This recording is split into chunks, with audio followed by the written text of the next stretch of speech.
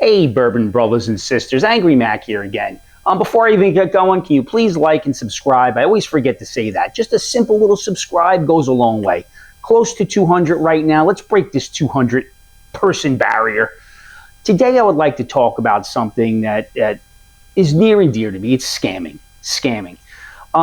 We always think of scamming towards the consumer because we know when you're on social media, don't buy anything from someone you don't know, someone you can trust, a reliable distributor, retailer, because there are a lot of people looking to steal your money. There are a lot of people looking to get over on you, to scam on you.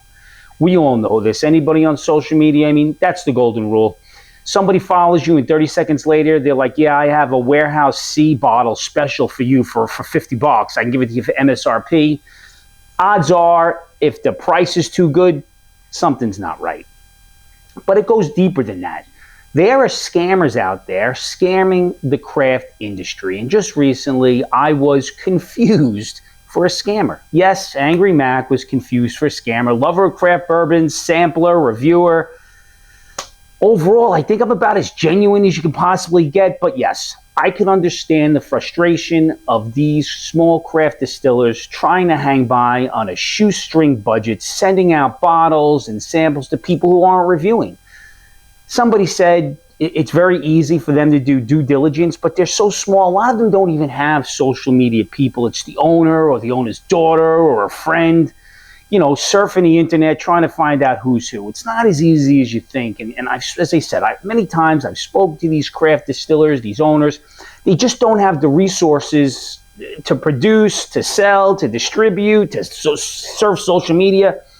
They're putting trust in people, and people take advantage of that trust. It's like no other walk of life. There are people out there looking to scam, looking to get over. We all know who these people are. But when you're looking for a free bottle chaser, someone who's scamming, and you're watching the reviews, are all the reviews good? All the reviews good? Are they flexing about getting free bottles? They say nothing negative. When they give you the tasting notes, is there no depth? Is everything the same? I know you're saying, Angry Mac, a lot of your stuff is the same. It is, because I have a very simple palate that I think transfers over. It is what it is. But they're giving you the same content. They're giving you the same thing over and over. They're not giving you any positive. They're not giving you anything real, nothing with depth.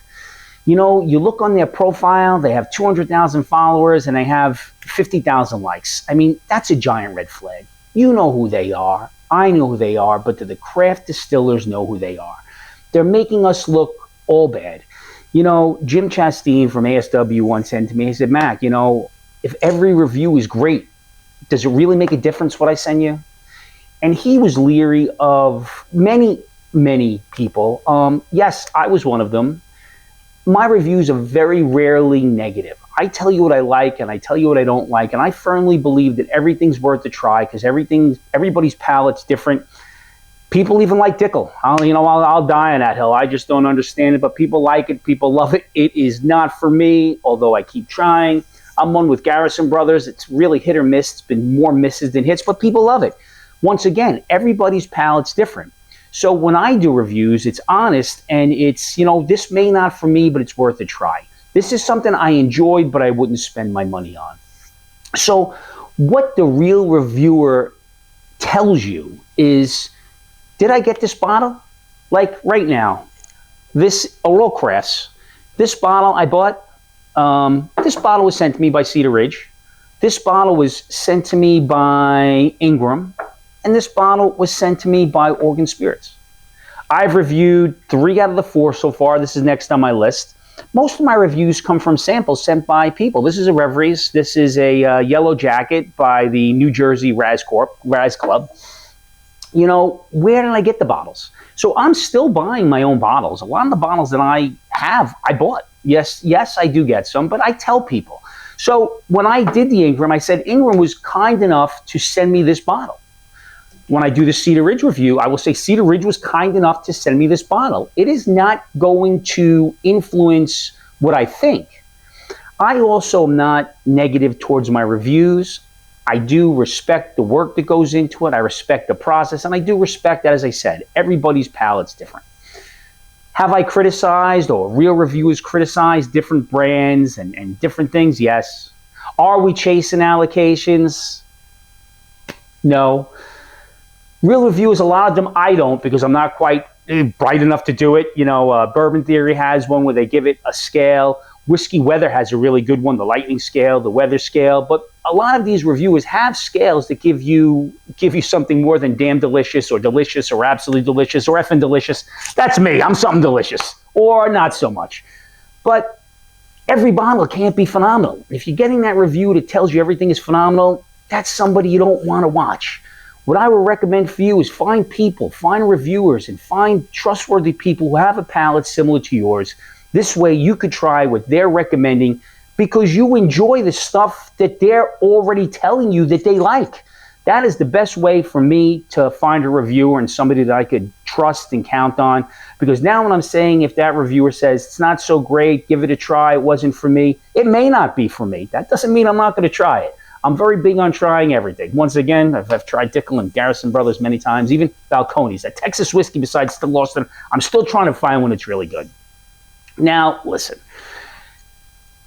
If it costs the bottles, it doesn't make you real if I'm buying the bottles. It doesn't make it real. It doesn't make it false. So that's really what it is. For the real reviewer, they care about the industry and they care about the person. They're not chasing the allocations, and they don't want to burn bridges, because you never want to destroy a relationship, but you try not to. You want to respect the process. So, and then we go, integrity shouldn't be worth a free bottle. It shouldn't be worth me having a link to get money back to me to suggest something to you. I don't think personally, a reviewer, it doesn't fit my style. However, other people, that's up to you. I am not here to judge, but the free bottle should never impact anybody's judgment. It really should. Now, what should distillers look like? And this is not an easy process, because often they don't have people looking at social media, but there are really things that they should be looking for. Does your reviewer understand the mash bill? Do they understand the process? Can they at least read the label? Have they ever criticized anybody? Is everything, once again, phenomenal? Everything's great, nothing's great. I think I just said that. You know, do they provide any tasting notes, real tasting notes? Or does everything just taste exactly the same? Are they talking the different parts of the mouth? You know, are they building a culture? Do they have people watching them? Do they have people reposting? Do they have people making comments? Do they have people liking what they're saying? Do they review from different places? Or is everything from the same exact place? You know, not many reviewers get paid. I'm no Fred Minnick, but if anybody wants to pay me, I'm willing to listen.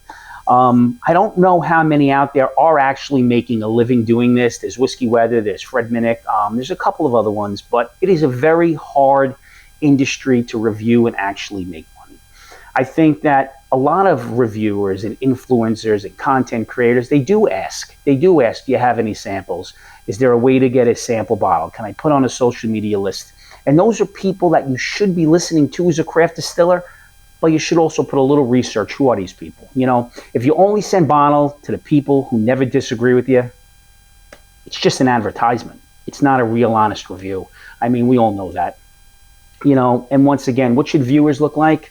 For the full tasting notes. Am I comparing it to other things I had? Is the reviewer comparing it to other things they had?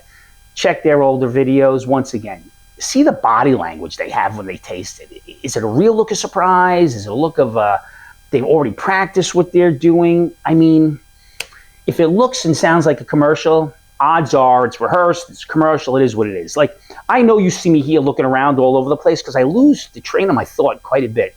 I'm getting old.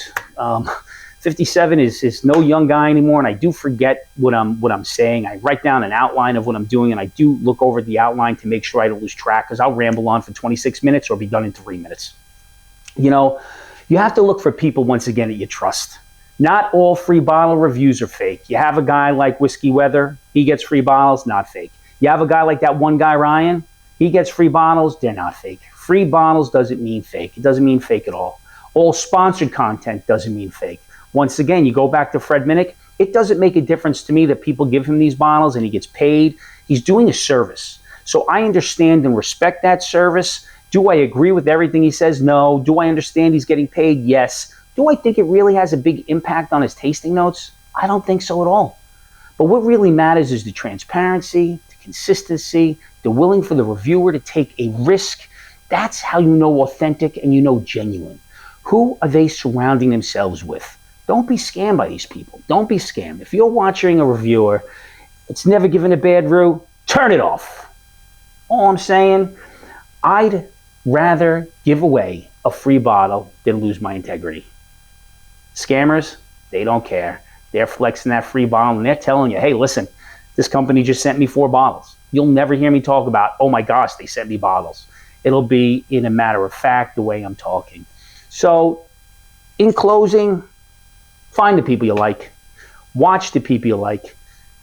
Listen and align yourselves with people who have, or reviewers who have, similar taste buds. Stay away from the scammers. You know who they are. If you see somebody scamming and they're talking about having a great free bottle, or you see them at some place, they're just having a grand old time and they're talking about a whole lot of nothing, trying to figure it out. Not so much. I'm often trying to figure it out also. And I'm a rambler and I'm a talker and I'm a hugger, but I have a passion for what I'm doing. Find the people who have the same passion about what they're telling you that you have. Most of all, find the people you love. Give them a hug. It's not what's in the glass. It's who you're sharing the glass with. It's who you're sharing the information with. Like right now, I'm sharing this glass with you. And this is the Ingram Rye that I really enjoyed, 98. Very soft, easy pour. You can find the review on, I believe it's on Instagram, angry.mac, and TikTok, Angry Irish Mac. It's also somewhere on the YouTube channel in the shorts. This is a bar review. I love the smell of it. This has got a very candyish bourbon smell. Cheers, everybody. Great daily sipper, and it doesn't make a difference to me that they sent me the bottle for free. Find the people you love, give them a hug, don't get scammed. Whether it's somebody trying to scam you for money or somebody trying to scam you for what's up here. Cheers, everybody.